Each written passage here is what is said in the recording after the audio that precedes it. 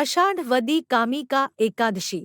યુધિષ્ઠિરે પૂછ્યું, હે વાસુદેવ, હવે મને અષાઢ વદ એકાદશીનું શું નામ છે અને તેનો પ્રકાર કહો। શ્રીકૃષ્ણે કહ્યું, હે રાજન, પૂર્વે નારદના પૂછવાથી જે વ્રત બ્રહ્માએ કહેલું છે અને જે પાપનો નાશ કરનારું છે તે ઉત્તમ વ્રત હું તમને કહું છું, તે સાંભળો।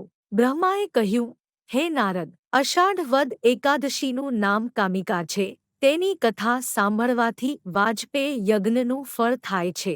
તે દિવસે લક્ષ્મીપતિ નારાયણ ભગવાનનું પૂજન, ધ્યાન અને યજ્ઞ કરે છે।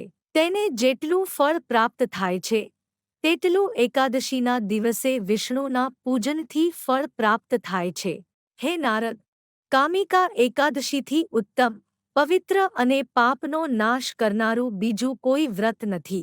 એકાદશીના દિવસે રાત્રિમાં જાગરણ કરવું। આ વ્રત કરવાથી ભયંકર યમ જોવા પડતા નથી, તેની દુર્ગતિ થતી નથી અને નીચ યોનિમાં જન્મ લેવો પડતો નથી। કામિકા એકાદશીના વ્રતથી જ યોગીઓને મોક્ષ મળ્યો છે, એટલા માટે એ વ્રત શ્રમ લઈને પણ નિયમથી કરવું જોઈએ। જે માણસ તુલસીપત્રથી શ્રીહરિનું પૂજન કરે છે તે માણસ પાપથી લેપાતો નથી।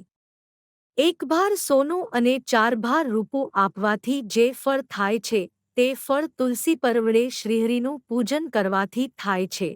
જે માણસ તુલસીના માંજરથી વિષ્ણુની પૂજા કરે છે તેના સઘળા પાપો નષ્ટ થાય છે। તુલસીના દર્શન, સ્પર્શ કે વંદન કરવાથી સર્વે રોગોનો નાશ થાય છે। વિષ્ણુના ચરણમાં તુલસી ચડાવવાથી મોક્ષ થાય છે તેવા તુલસીને હું નમસ્કાર કરું છું। જે માણસ એકાદશીના દિવસે શ્રીકૃષ્ણની પાસે દીવો રાખે છે તેના સ્વર્ગમાં રહેલા પિતૃદેવો અમૃતથી તૃપ્ત થાય છે અને તે સૂર્યલોકમાં જાય છે। હે યુધિષ્ઠિર, મેં તમારી પાસે આ કામિકા એકાદશીનો મહિમા કહી સંભળાવ્યો।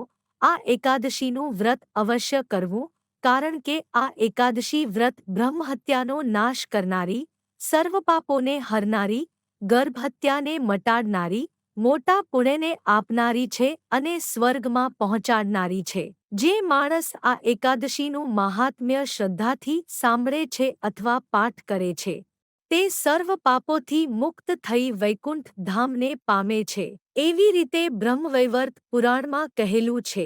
ઇતિ શ્રી બ્રહ્મવૈવર્ત પુરાણે શ્રીકૃષ્ણ યુધિષ્ઠિર સંવાદે આષાઢ કૃષ્ણકાદશ્યા કામિકાનામ્ન્યા માહાત્મ્ય સંપૂર્ણમ।